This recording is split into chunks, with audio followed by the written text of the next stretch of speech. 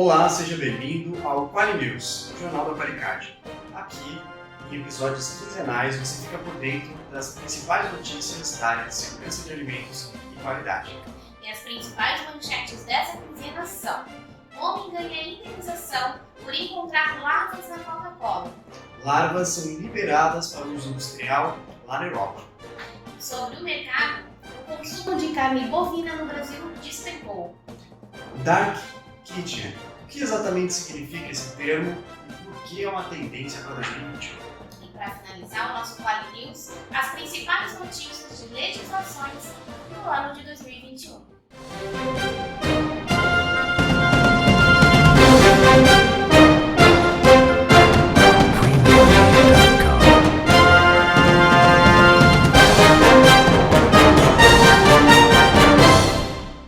Vamos às notícias. Um homem encontrou uma larva em um copo de Coca-Cola e a empresa teve de pagar uma indenização de R$5.000 a essa pessoa. Por mais que a empresa tenha se defendido e de que não tenha encontrado nenhuma prova de como essa contaminação aconteceu, essa indenização teve de ser paga. Isso porque o Código de Defesa do Consumidor, no artigo 12, diz que, independente de prova, se houve um dano ao consumidor, vai haver um custo disso. E o que foi alegado foi que o homem sofreu danos morais por essas larvas. Então, por mais que a gente conheça a fabricação de refrigerante, e entenda que o quão difícil é acontecer esse tipo de contaminação dentro da fábrica, esse foi o resultado do processo. Muito bem, a segunda notícia, ainda falando de larvas, mas um lado positivo, para alguns, é que a Agência Europeia de Segurança de Alimentos ela aprovou o uso de larvas amarelas em alimentos, em algumas receitas como pães, biscoitos, massas, o uso de farinha dessas larvas amarelas. Isso já era comum em alguns países, comer larva, besouro, como aperitivo, como fonte de proteína, porque elas são grandes fontes de proteína. Isso vai ser uma grande tendência, Então a gente vai tá falando dessa notícia porque ela chama a atenção, mas que possivelmente em breve, Edson, a gente tem essa possibilidade aqui no Brasil também. E vocês aí, o que vocês acham dessa notícia? Vocês comeriam, Edson tem curiosidade de saber como é o gosto de uma larva crocante? Eu tenho.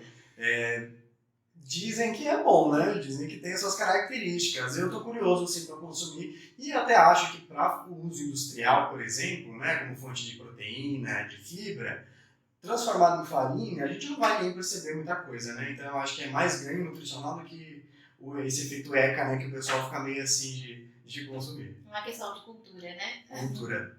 Mas mudando de assunto agora, falando de mercado, a gente teve uma baixa nas vendas e no consumo de carne no Brasil.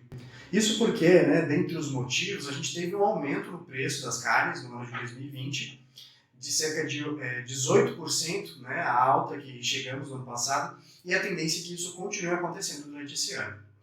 A alta do preço vem de algumas origens. Uma das principais são os maiores custos para a produção da carne bovina. A gente teve um aumento de 100% no trigo, no farelo de trigo, no milho também, e isso obviamente aumenta o preço e tende a diminuir o consumo, principalmente porque estamos em meio a uma pandemia e isso tem efeitos na economia. Muitas famílias vivem apenas atualmente com auxílio emergencial e sabemos também que em breve esse auxílio emergencial vai cessar. Então a tendência é que o consumo de carne continue diminuindo. O que segura a economia nesse quesito é a exportação. Então, as empresas que têm, os frigoríficos que têm uma certificação de reconhecimento internacional conseguem exportar e o mercado externo segura isso. Por exemplo, por mais que a oferta se mantenha no Brasil, a gente tem uma demanda contínua da China, por exemplo, bastante alta. Então, quem tem uma certificação internacional conseguiu se safar aí no meio dessa crise. Saiu na frente, Se você ainda está pensando se vale a pena ou não uma certificação, tá aí, Essa é a resposta. Uma grande oportunidade de conseguir.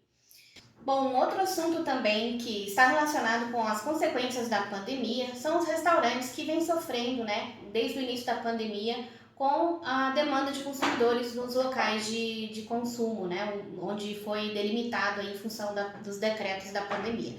Então já existe, né, esse conceito de dark kitchen, mas ele tem crescido muito com os restaurantes que tiveram que fechar o atendimento, né, em função da pandemia, mas que agora estão reabrindo. Então esse ano a gente vai ouvir falar muito nisso, dark kitchen ou ghost kitchen, né, que é a cozinha escondida ou a cozinha no escuro, que vai atender os consumidores no formato de delivery com uma redução considerável aí dos custos, né, podendo então manter o seu restaurante ativo de uma forma um pouquinho diferente. Vocês vão ouvir falar bastante nesse conceito. E além disso, nós temos também os regulatórios dessa primeira quinzena de janeiro. Tivemos bastante coisa do finalzinho de dezembro, né, para o início de janeiro também.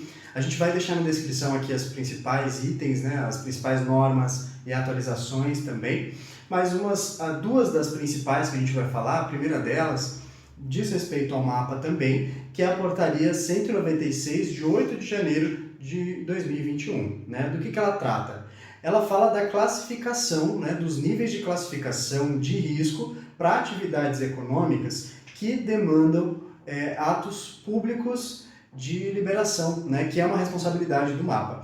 Então, se a empresa precisa dessa liberação, dentro dessa portaria, a gente tem ali quais são as classes, né, temos 3 níveis de risco e temos 103 tipos de atividades que vão estar descritas ali. Então, se você se encaixa nesse grupo, fique atento que ali a gente tem mais informações.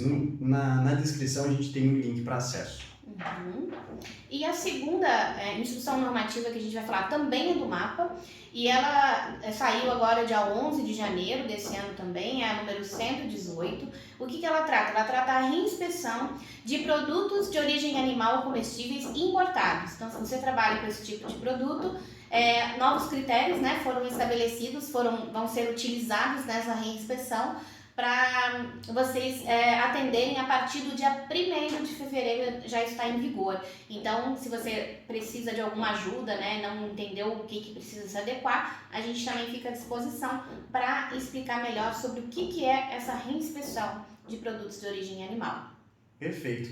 E nós estamos aqui, quinzenalmente estaremos aqui, sempre trazendo as novidades e o que tem de mais interessante nessa área de segurança de alimentos e de qualidade. Então nos acompanhe nas redes sociais, nós somos @Qualicad e aqui também somos encontrados como Qualicad. Então se inscreva no canal para não perder as atualizações. Ativem o sininho e recebam as notificações. É isso mesmo. Até a próxima. Até mais.